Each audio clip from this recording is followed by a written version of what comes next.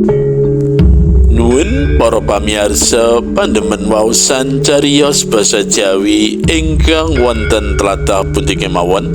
Pepanggihan malih dening kula Hadi Pamungkas ing cariyos basa Jawi. Purwakane ngatur pambuka kula, mugi panjenengan sedaya tansah pinayungan karahayon saking Gusti Kang Maha Wikan. Ing kalodhangan menika kula badhe ngaturaken salah setunggaling cariyos cekak seratanipun Nini Klenyem kanthi ira-iraan ngesir prawane kena randane. Mugi kemawon cariyos ingkang badhe kula waos menika saged dados panglipur manah panjenengan sami lan saged dipun tampi kanthi renaning penggalih. Sumangga dipun pidhangetaken. Anggonku kekancan karo Anti wiwit SMA, wiwit kelas 1 lungguhku tansah ana mburine. Sejatine pancen wis tak jarak, aku mbudidaya supaya bisa cedhak karo dheweke. Mlebu sepisanan weruh dheweke batinku wis kandha, cah kok manise ora jamak. Bareng wiwit di absen, aku dadi ngerti yen jenenge ngono Dia Sihanti. Wah, jan cocok karo bocahe sing manis lan murah esem. Genep seminggu serawungku wis akrab, bocah mau undang-undangane Anti. Dasar manis grapyak karo sapa-sapa, supel ora beda-bedakake. Ning sekolahan jebul ora mung kancaku cowok ing kelasku sing ngalem, ning kakak-kakak kelas 2 lan 3 kerep do nggodani yen Anti ning kantin. Ya merga penampilan sing wajar tur prasaja kuwi sing saya ndudut atiku. Tansaya anggonku ketarik marang dheweke. Aku mbudidaya supaya Anti seneng kekancan karo aku. Syukur mengko-mengkone gelem sinau lan garap PR bebarengan karo aku. Bareng wis setahun amor saben dina, aku dadi ngerti tenan watak-watake sing asli. Jebul Anti bisa gawe uyunge para priya, bocah kuwi ya lante pikire. Mata pelajaran sing diwulangake gage nyandak. Mula ora nggumunake yen bijine rapot tansah apik. Nganti kelas 3 anggonku kekancan Lestari ora tau ana panyakrobawa apa-apa saka kanca-kanca. Mongko yen Anti diajak kancane dolan bareng-bareng, nonton lan kegiatan-kegiatan sak njabane sekolahan mesti taren karo aku. Olehku mangsuli ya biasa wae ngene. Ya monggo An, terserah kowe dhewe duga prayoga rak ya sing ngawaki. Nek seneng ya mangkato, nek ora sir ya ora usah budal. Tak wangsuli ngono mau Anti njur besengut sajak ora keduga, ning ya ora tak rewes. Aku lan Anti bareng lulus sawetara padha njupuk ijazah. Anti takon, "Kowe arep nerusake ning endi, Sus?" "Embo ki An, nek bapak ibuku seneng nek aku besok bisa mulang." "Lah kowe ning endi?" pitakonku. "Jare bapak aku didhawuhi nderek omku ning Surabaya. Omku kuwi rak dokter ning ora praktek ning rumah sakit, merga panjenengane dadi dosen akademi perawat. Lah aku didhawuhi ning kono." "Kowe gelem An?" Aku nanji. "Ya gelem to Sus, idep-idep prihatin pisah karo wong tuwa." "Ning kowe ora bakal lali karo aku to?" Aku mancing. "Ora Sus, pokoke ora bakal lali to wis." Wangsulane karo mesem sing manis banget. Aku ajak-ajak guyon parikena. Sadurunge mbok ayo An, awake dhewe sepisan-sepisan dolan minangka hari perpisahan. Ya pamit karo bapak ibu. Kandhaku serius. "Ha mbok iya to Sus, ning ngendi wis aku manut bae?" "Ning Solo ya, nonton Balai Kambang sing saiki wis direnovasi. njur ning Museum Radio Pustaka nonton patung sing wis tau ilang ning Bali kae. Bar kuwi njur ning Boyolali nonton Umbul Pengging, terus sisa nonton Waduk Badhe. Pokoke mubeng-mubeng sing kira-kira wektune ngentekake sedina. Esuk tekan sore piye sago? Wah, sago banget. Njur kapan rencanamu? Perlune aku tak matur bapak ibu. Piye anek seminggu saiki rak dina Rebo, kowe wis duwe acara durung? Durung sis, aku ora tau duwe acara metu, ya lagi arep iki karo kowe. Ya wis yen ngono, mengko kowe matur ibu, aku ya tak ngerancang pamit wong tuaku. Njur lakune piye sus? Ngebis apa goncengan motor? Gampang mengkoan, masku rak duwe gerobak elek, angger wae kowe ora isin. Wih, kate isin barang, wong tuaku wae ora duwe kok sus. Dina Minggu jam 6 esuk, mobile masku Corolla ijo mlebu ing pekarangane omahe Dia Sihanti. Budale Anti diuntapake wong tuane sakloron kanthi disangoni camilan werna-werna lan omben-omben griyek sak tas. Tekan Solo njujuk Balekambang, salore alun-alun manahan sing saiki wis dibenteng mubeng dianggo pasar seni. Dene Balekambang ya wis dadi taman asri, wit-witane wis padha gedhe sing mahanani edung hawane seger.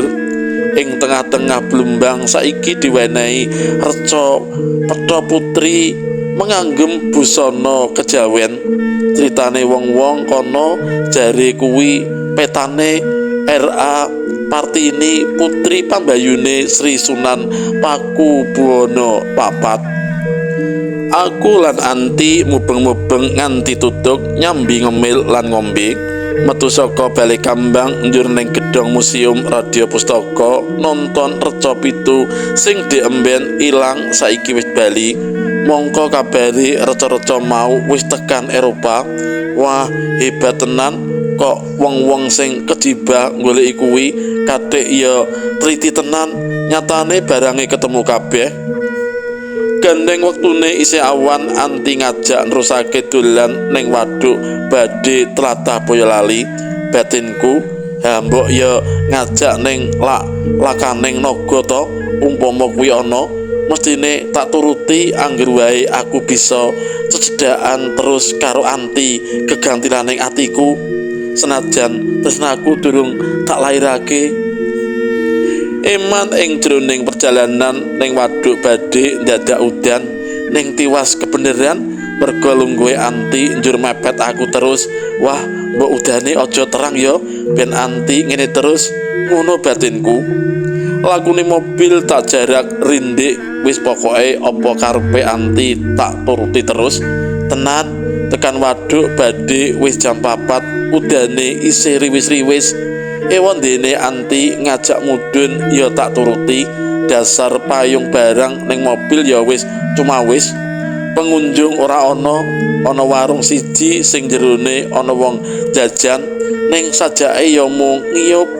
Payung siji dak enggo wong loro nyedhaki Waduk Badhe sing nyata jembar ngilak-ilak kuwi. Emane wektu udan mula ora ana pengunjung sing akeh, mung bocah-bocah padha mancing. Anti darangkul keket ketok yen lega lan seneng wusana kandhane. Sus, aku seneng nek iso ngene terus karo awakmu. Sesuk nek awake dhewe bisa nerusake kuliah jurusane dhewe-dhewe, kowe ora lali to karo aku. Ora bakal aku lali karo kowe. Pokoke ya An, nek aku wis rampung kuliahku, aku mesti njur dolan ning omahmu. Ning ngendi wae kowe bakal dak goleki. Anti dak kekep luwih raket karo payungku tumuju mobil arep mulih. Wong loro rangkulan kenceng kaya eman yen nganti pinggang serambut. Tekan ngomah wis meh jam 8 bengi. Bareng wis masrahake Sianti ning wong tuane, aku njur pamit mulih. Tenan ora let suwe Sianti sida dipethuki ome sing dadi dokter ning Surabaya, dene aku dikon nusul Kang Mas ning Jakarta dikuliahake ning kono. Ora kacarita wektu wis 6 tahun kepungkur, aku rampung kuliah njur mulang ning SMA. Malah saiki wis bisa misah saka Kang Mas merga wis kuat tuku perumahan ning pinggiran Jakarta. Sasuwene kuliah blas aku ora tau sambung karo si Yanti. Mula sawise ditiliki bapak ibu lan diprayogakake rabi, aku lagi mosik lan kelingan si Yanti sing dak tresnani. Mula liburan sasi ngarep iki niate arep mulih ngaruhake si Yanti yen isih legan terus arep dak lamar, dene bab nikah cukup climen sauger sah lan mengkone terus arep dak boyong ning Jakarta, ngiras nuduhake yen wis bisa duwe omah dhewe aku. Liburan lagi ento sedina aku sida mulih, atiku notol tekan kutha kelahiranku, mudhun saka bis aku njur marani toko oleh-oleh, ngiras nilii restoran Cipta Rasa sing biyen kerep dak parani karo anti nalika jaman sekolah, senajan ning kono mung tuku es dawet karo lumpia. Nalika aku lagi milih-milih buah, dadak sisihku ya ana wong wadon milih anggur merah karo klengkeng. Wong mau gendong bocah cilik wetara umure 2 taun. Nalika wong mau aba njaluk ditimbangake buah sing wis dipilih, atiku mak greg, kaya-kaya aku wis tau krungu swara iki ning endi ya. Mula aku banjur noleh ning asale swara mau. Wong mau durung ingetke aku, lho kok kaya si Yanti, sapa bocah sing digendong kuwi. Aku njur jarak mepeti dheweke, ora karo ngingetke aku gemur menglire. Iki bener jeng si Yanti apa dudu ya? Wong mau njur balik nyawang aku karo mangsuli. Inggih. Karo kaget dheweke njur bengok. Lho, iki ra Mas Mono kae to? Aku kaget gage ngulungake tangan ngajak salaman karo wangsulan. Iya, Jem, aku Susmono. Wah, kok njer blas ora paring kabar, Mas. Mongko aku ya ora tau ngerti alamatmu. Saiki wis pira, Mas, putramu? Pitakone si Yanti karo isih nyekel tanganku kenceng. Durung duwe, Jeng. Iki lagi arep nglarah katresnanku mbiyen sing tak tinggal, saiki arep tak baleni. Tenane, Mas, sapa katresnan panjenengan? Pitakone si Yanti serius. Lah ya siramu kuwi, Jeng. Semono mau yen kersa. Ndak sawang si Yanti njur dingkluk, mripate mbrambangi karo salah tingkah. Mula gage kanggaku. Yo Jeng, golek ngombe, aku ngelak Jek. Karo nyekel tangane dak gandeng dak ajak mlebu restoran toko kono. Sawise oleh milih buah dak bayari, anti manut wae.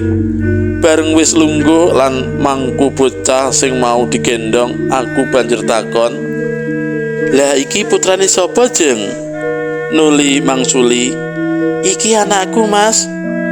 Lah bapake kok ora ngeterake? Aku nelsih, anti ndingkluk banjur wangsulan lirih. Bapake ngajal, Mas, nalika bocah iki lagi umur 1 tahun. Merga kacilakan di semono dines bengi, nalika esuk bali mobile ditabrak bis, jare merga supire mabuk. Kandhane karo kaca-kaca mripate gage tembungku. Oh, sepurane ya Jeng, yen pitakonku gawe susah penggalihmu. Ora apa-apa, Mas, jer kabeh mau manungsa mung saderma nglakoni. Aku gage ngliling bocah sing di bangku mau karo takon, "Cahayu, asmane sinten?" Ibune sing mangsuli, "Rini, Pakde." Bocahe mung guyu karo ngruket ibune. "Njur rekamu kuwi mbiyen ngasta apa, Jeng?" Aku manjing, bapak Rini kuwi dokter muda mas, kancane omku. Dene aku ning akademi perawat kae ya rampung lan lulus, ning ya mung njur dadi ibu rumah tangga ngene iki mas. Ah, ora apa-apa jeng, jer lakune urip kuwi wis ana sing ngatur. Jer saiki ning dalem karo sapa jeng? Pitakonku. Ya mung karo Rewang mas, sing momong Rini iki. Aku meneng sedelok njur kawetu tembungku guyoni. Rene aku kuwi ya gawiyane momong ning cah gedhe-gedhe jeng, wis SMA. Bareng po tak rewangi momong, syukur yen sak ibune pisan. Anti nyawang aku karo meleruk mesem kandhane. Apa panjenengan ora isin mas? Ngopo isin? Aku nyaut. Mbok rawuh wae ning omahku mas. Dolan kandhane. Bareng po aku mengko sore tak sowan. Wah, aku seneng banget mas nek panjenengan kersa.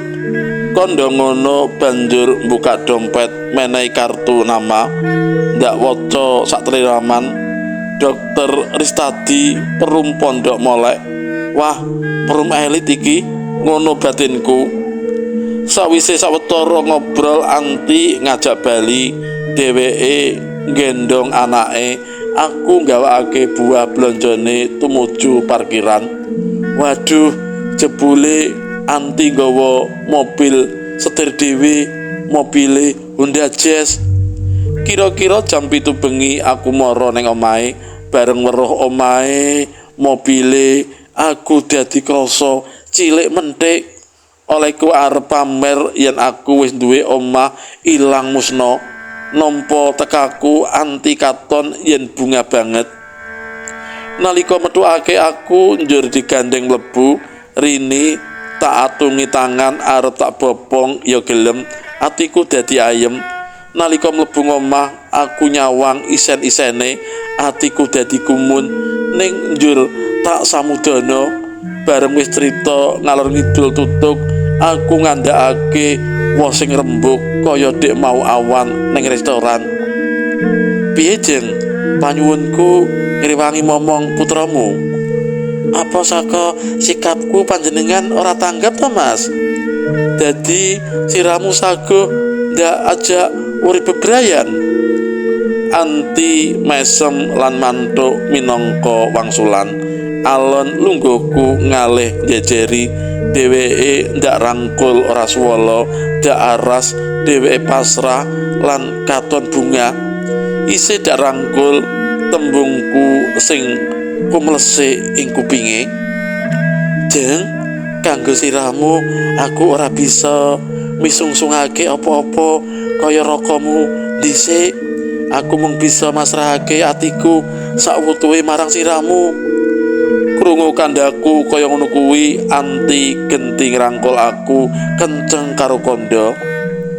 Sing paling dak anti-anti kawit biyen mas, sejatine ya mung tembungmu kuwi. Ning nganti pisah kok ora kawetu. Kandhane Anti karo nyendhekake sirahe ing dadaku. Atiku bungah lan mulya sing tanpa upama. Nganti jam 9:30 anggonku kangen-kangenan. Wusanane aku njur pamit mulih. Tekan rega lawang, Anti oleh nguntapake karo gandeng tanganku kenceng banget. Rembulan sak cuwil ning sak dhuwure cemara bundel. Sajak mesem ngerteni kabagyanku sak loron. Karo mulih ning dhuwur sedel motorku sing wis tuwa, aku gumremeng dhewe.